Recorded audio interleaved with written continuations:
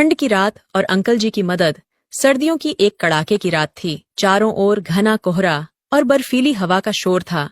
मैं तब सिर्फ 16 साल की थी और हमारे गांव का तापमान हिमांक से नीचे जा चुका था। घर के सभी सदस्य सो चुके थे।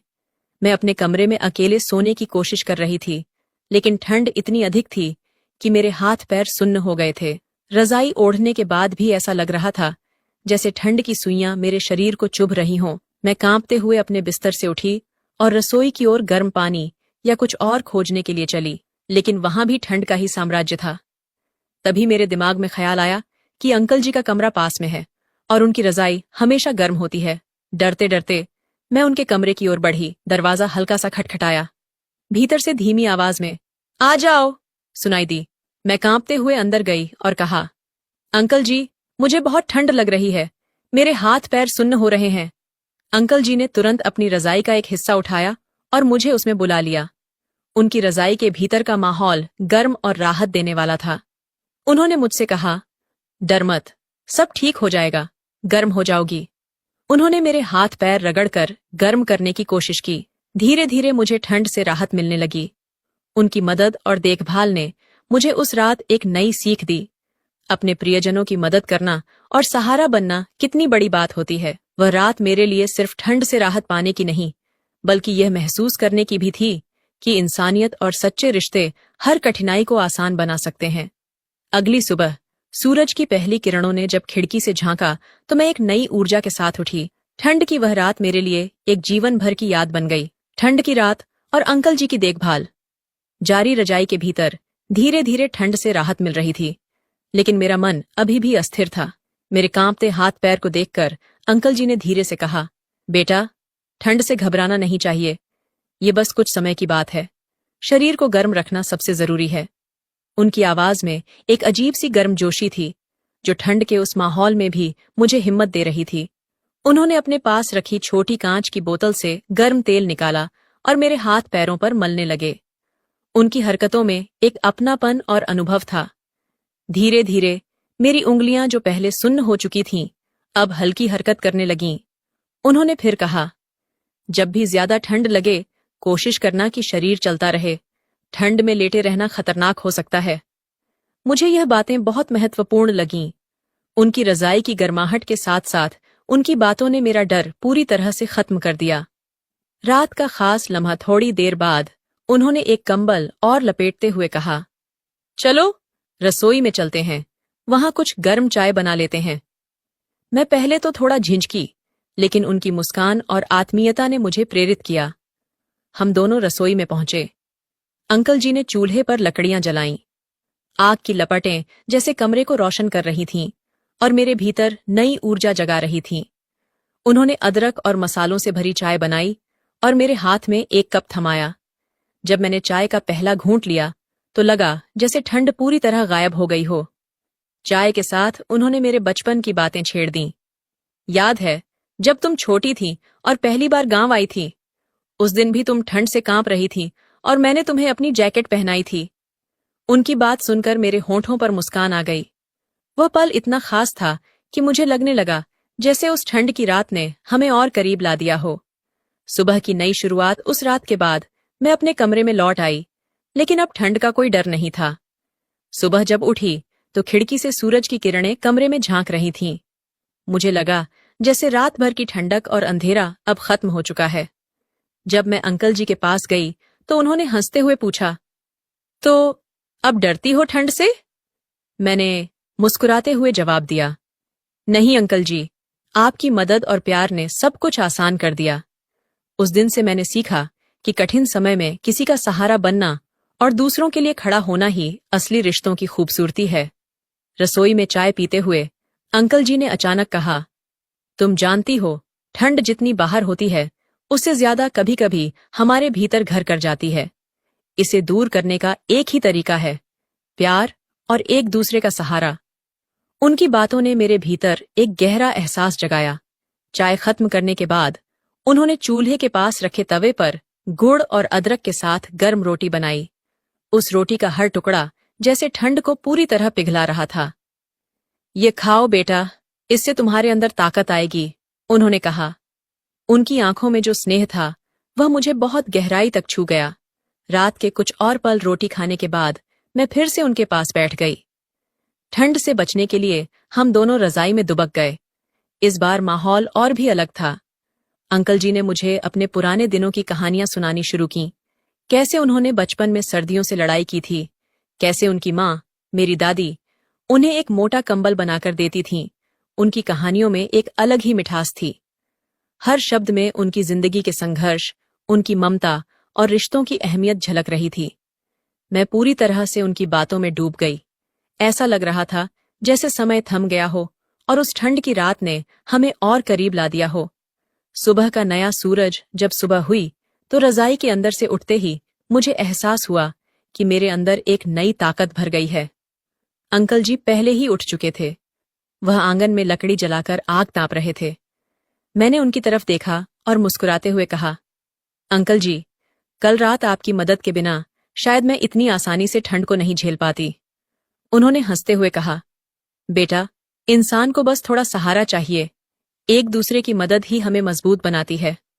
वह पल मेरे लिए जीवन का सबसे बड़ा सबक था। रिश्तों की ताकत और गर्मजोशी ही वह चीजें हैं जो हमें सबसे कठिन समय में भी जीत दिलाती हैं। मैंने अंकल जी को कसकर गले लगा लिया। वह पल इतना खास था कि उसकी गर्माहट मैं आज भी महसूस कर सकती हूँ। यादें जो हमेशा रहेंगी। उस दिन के बाद से हर बार जब भी ठंड आती है, मुझे वह रात याद आती है। अंकल जी की बातों, उनके प्यार और देखभाल ने मेरे दिल पर एक ऐसी छाप छोड़ी जो कभी नहीं मिट सकती। ठंड अब मेरे लिए केवल मौसम नहीं रही, बल्कि रिश्तों की गर्माहट का प्रतीक बन गई। रिश्तों की सर्द रात और गर्मजोशी का एहसास, सुबह की सुनहरी किरणें अब पूरे आंगन में फैल चुकी थीं। हल्की ठंडी हवा अभी भी बह रही थी, लेकिन अब वह ठंड डरावनी नहीं, बल्कि ताजगी देने वाली लग रही थी। अंकल जी मेरे लिए सुबह के नाश्ते में गर्म परांठे बना रहे थे। उनकी हर हरकत में स्नेह झलक रहा था।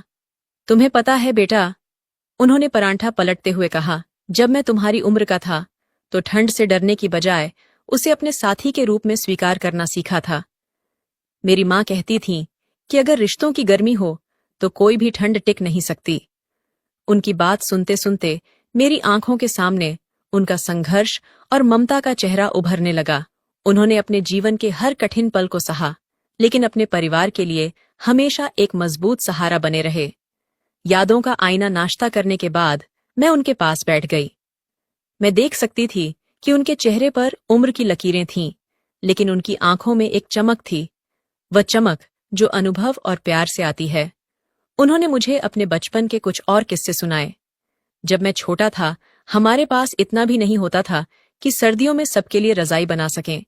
माँ हमेशा खुद ठंड सहती और हमें रजाई में छुपा देती। उन्होंने हमें सिखाया कि अपने अपनों के लिए त्याग करना ही असली प्यार है। उनकी आवाज में एक गहराई थी जो मेरे दिल को छू रही थी। उनकी बातों से मुझे एहसास हुआ कि हर रिश्ते में सच्ची गर्मजोशी होती है, बस हमें उसे महसूस करना आना चाहिए। एक और खास पल शाम को, जब सूरज ढलने लगा और ठंड फिर से बढ़ने लगी, तो अंकल जी ने मुझे आंगन में बुलाया। उन्होंने लकड़ियां जलाकर अलाव तैयार किया। हम दोनों अलाव के पास बैठे और उन्होंने कहा, देखो, यह आग ठंड को हराने का प्रतीक है। जीवन में जब भी ठंडे और कठिन समय आए तो इसी तरह रिश्तों और अपने भीतर की आग को जलाए रखना। यही तुम्हें आगे बढ़ने की ताकत देगा। उनकी यह बात मेरे दिल में कहीं गहराई तक बस गई। मैंने महसूस किया कि रिश्ते भी इसी आग की तरह होते हैं। अगर उन्हें ध्यान और प्यार से जलाए रखा जाए तो वे हमेशा रोशनी और गर्मी देते हैं।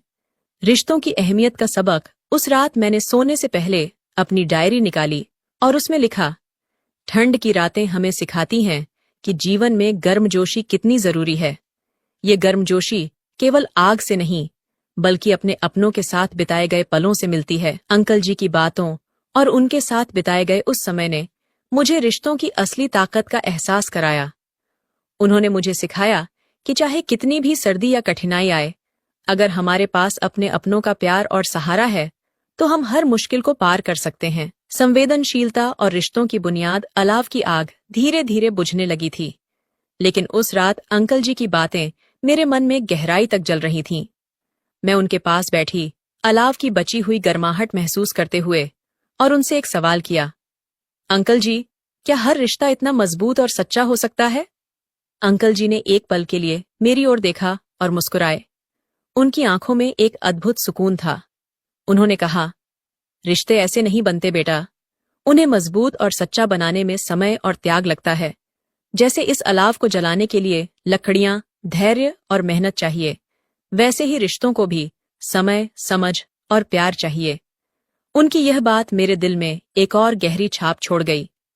उन्होंने मुझे सिखाया कि हर रिश्ता एक यात्रा की तरह होता है, जिसमें हर कदम को संभल कर चलना पड़ता है। एक अनमोल उपहार अगली सुबह जब मैं उठी तो अंकल जी ने मेरे लिए एक गर्म ऊनी शॉल तैयार की थी। ये तुम्हारी दादी की शॉल है। उन्होंने इसे अपने हाथों से बुना था। जब भी ठंड महसूस हो, इसे ओढ़ लेना। ये तुम्हें सिर्फ सर्दी से नहीं, बल्कि अकेलेपन से भी बचाएगी। उन्होंने कहा। मैंने वह शॉल अपने कंधों पर ओढ़ ली। उसकी नरम गर्माहट ने मुझे न केवल शरीर से, बल्कि आत्मा से भी सुरक्षित महसूस कराया। वह शॉल अब मेरे लिए सिर्फ एक कपड़ा नहीं, बल्कि दादी और अंकल जी के प्यार और त्याग का प्रतीक बन गई थी। जीवन का नया नजरिया। उस दिन के बाद मैं अपने जीवन को एक नई नजर से देखने लगी। हर रिश्ते में मुझे अंकल जी की बातों की गूंज सुनाई देने लगी। मैंने सीखा कि सिर्फ ठंडा मौसम ही नहीं, बल्कि जीवन की ठंडी मुश्किलें भी प्यार, धैर्य और सहारा देकर हराई जा सकती हैं। अंकल जी का वह प्यार और उनकी सीख मेरे जीवन के हर मुश्किल मोड़ पर मेरा साथ देने लगी। जब भी मैं किसी कठिनाई में होती, वह शॉल ओढ़कर उनकी बातें याद करती और खुद को मजबूत महसूस करती। कुछ साल बाद वक्त गुजरता गया। पढ़ाई और काम के सिलसिले में मुझे घर से दूर जाना पड़ा। अंकल जी उम्र दराज हो रहे थे, लेकिन जब भी मैं उनसे मिलने जाती, वह उसी गर्मजोशी और अपनेपन से मुझे गले लगाते। एक दिन जब मैं उनसे मिलने गई, तो उन्होंने मुझसे कहा, बेटा, जिंदगी में ठंड हमेशा आती रहेगी, लेकिन अगर तुम अपने भीतर प्यार और समझ का अलाव जलाए रखोगी, तो हर ठंड हार जाएगी। उनकी वह आखिरी सीख मेरे लिए अमूल्य थी। वह दिन आज भी मेरी यादों में ताजा है, यादें जो कभी खत्म नहीं होंगी। आज जब भी सर्दी की रात आती है और ठंडी हवा मेरी खिड़की से टकराती है, मैं अंकल जी की बातें और उनका दिया हुआ शॉल याद करती हूँ। वह शॉल आज भी मेरे पास है, और जब भी उसे ओढ़ती हूँ, ऐसा लगता है जैसे उनकी गर्माहट मेरे साथ है। उनकी देखभाल, उनकी बातें और वह एक रात ने मुझे सिखाया कि जीवन में मुश्किलें हमेशा रहेंगी, लेकिन रिश्तों की गर्मजोशी हमें हर मुश्किल का सामना करने की ताकत देती है। तो दोस्तों, आपको ये कहानी कैसी लगी, कमेंट करके जरूर बताएं, और अगर मन करे तो सब्सक्राइब कर दीजिएगा।